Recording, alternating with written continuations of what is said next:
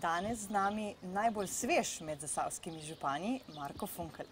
Če vas zanima več o njegovem osebnem življenju, kar z nami.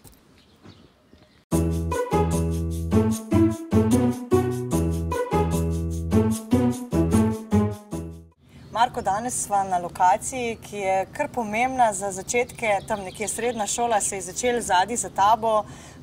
Predsednik študentske lokalne organizacije si bil. Na drugi strani imava pa občina to, kar si danes. To si ti izbral lokacijo. Povej, zakaj? Ja, na nek način sem tukaj začel aktivno se vključevati v lokalno skupnost. Na tej lokaciji, prav pred temi vrati, smo imeli prve sestanke z Štor, ki je potem dolga leta bil uspešen in je zdaj iz tega ratal High Festival. Tudi šport je bil velik in pomemben segment v tvojem življenju. Rokomet predvsem je bil tisti. Zakaj si potem opustil to? Ja, v srednji šoli sem bil prepričan, da bom športnik. Tudi kasneje enkrat tudi nekako so vsi pričakovali od mene, da bom mogoče nadaljeval v kakšni smeri DIF-a. Jaz mislim, da vse v življenju pride z namenom. Tako kot rokomet je skupinski šport in je treba se veliko podrejati, je tudi dejstvo, da rokomet grob šport in nekaj poškodb je bilo in jaz sem se v nekem momentu odločil, da če šlo tako naprej, da bom pri 25 komih hodil. In sem se odločil, da bom dal prednost študiju in vsemu, kar sem počel v drugih obdobjih svojega. Pa še vedno kaj športaš? Ja, če se le da, sicer malo manj aktivno, pa malo se izogibam kontaktnim športom, zato ker je lahko poškodba kar hitro. Zdaj pa zavrtimo čas pošteno nazaj v otroštvo. Prihajaš iz Dola pri Hrastniku, proti Kalu, tam, kjer se gre, hiša, kjer so tudi tvoji starši. Kakšno je bilo tvoje otroštvo? Jaz, ko sem bil mehen, sem po mojem bil iz tipično delavske družine. Mama je delala v jutranki, ata je vozil šleperja in mi smo praktično vsi na vasi odraščali tako, da smo imeli vsak eno žogo, en je imel za nogomet, drug za košarko, ta tret za loparje, za namizni tenis in smo cele dneve v bistvu bili odzun. Potem si se vpisal na gimnazijo, nadaljeval naprej pa filozofijo in ruščino. Odkje je ideja? Ok, filozofija, še ampak ruščina. Jaz mislim, da sem takrat vse presenetil za izborom študija, predvsem domače, ker že to, da greš filozofijo, pa ko doma poveš, da boš študiral filozofijo, prvo vprašajo, ja, kaj boš pa delal v življenju. Jaz mislim, da filozofija je izjemno širok študij, če se v vseh drugih študijih recimo specializiraš za nekaj, se v filozofiji ravno obratno odpiraš. In jaz bi rekel, da po nekih logičnih premislekih, ki so tudi v stari Grčiji veljali, je filozof tisti, ki je idealen za politiko, ker v politiki rabiš širino. In tako da glede na današnjo službo bi rekel, da sem izbral idealen študij. Nisem pa še pokomentiral ruščina. Dejansko nisem želel študirati samo filozofije in sem se takrat odločil, da mi je slovanska kultura blizu. V srednji šoli sem prebral takrat Vojno in mir. Prebral sem tudi par knjig od Dostojevskega.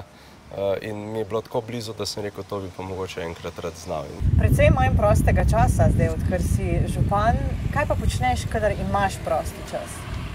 Zaenkrat nisem imel kaj veliko težav s tem, da bi imel res kak dodaten prosti čas. Res je, da sem si organiziral dneve na način, da imam nedelje prosto. Se pravi, v nedeljah ne dvigujem običajno telefona, ne odgovarjam na elektronsko pošto in če se le da, tudi na prireditve ne grem. Drugače pa najrajš berem, ker med tednom ta služba je vendarle taka, da si ves čas obkrožen s težavami in z ljudmi, tako da včasih pa še se malo umaknem.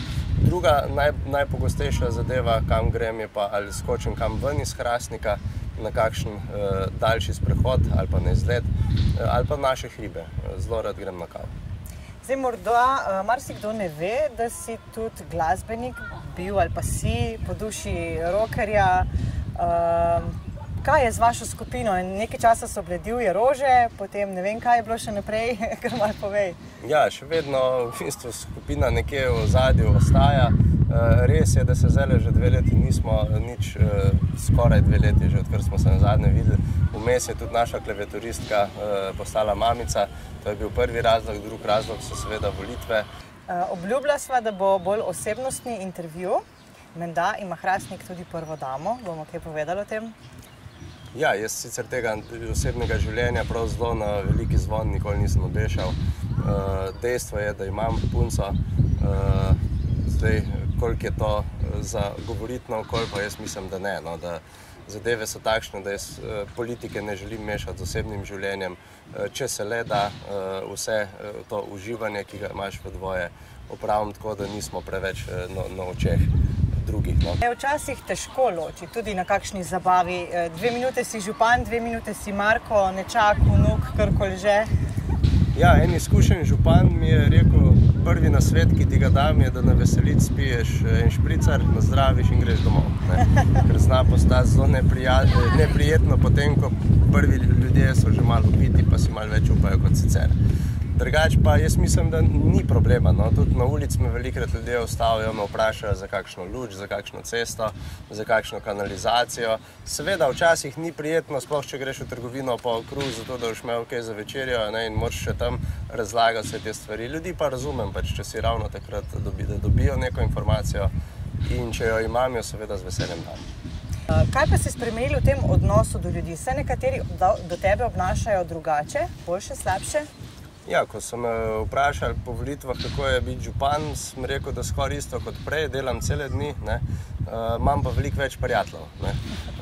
In današnji pogovor bova zaključila pa na eni točki, ki je izrasla iz tvoje ideje, ne bova še povedala katera. Bi pa povedala, da veliko idej, ki se je zgodilo v Hrastniku in tudi udejanjilo, je zraslo nekako na tvojem zelniku. Po volitvah se spomnim, je ena od tvojih prijateljic napisala, ja, Marko je tak, da kar enkrat pokliče, tole pa tole bi, in kar naenkrat je cel kup ljudi zraven. Takšen je bil med drugim tudi Funštrc, ki je tukaj zadnji, ravno kjer sva. Tudi letos septembra bo, odkje ideje in potem kako dobiš te ljudi, da vsi rečejo, o Marko, okej, dejmo. Jaz bi rekel, da imam neko energijo, ki ljudem znam prikazati stvari kot najboljše možne. Torej, sva pa zdaj na tretji točki, tako kot sva rekla, in sicer za nama je ena tvoja ideja, ena tistih, ki sva rekla, da pride, pa kar zraven stopijo ljudje. Boš povedal več o Zmajevi luknji? Ja, na začetku je bila dejansko ni moja ideja, jaz sem to idejo videl druge. In sem rekel, če lahko to v Dravogradu, ki ima manj prebivalcev kot v pri Hrastniku, laufa, zakaj ne bi tudi pri nas. In ko sem prvič to omenil, so se ljudje mečkeno smejali. Da tukaj pa res to ne more laufati, ljudje prvič ne bojo prinesli knjig, drugič ne bojo brali. Mi pa mislim, da smo uspeli iz tega prostora narediti prostor, kjer se ljudje ne samo da bere noter v prostoru oziroma knjige prinaša in odnaša, ampak si tudi ljudje pridejo na različne dogodke. Tudi sestro imaš, s katero se kar dobro razumeta, tudi nečaka. Zdaj, ko si tukaj doma, ste tudi bistveno več skupaj. Kaj pa počneta z nečakom, kadar sta sama? Ja, ravno v tej dneh smo mečken več bili zunaj. Jaz sem bolj pristaš žoge, se pravi, da se malo žogamo doma.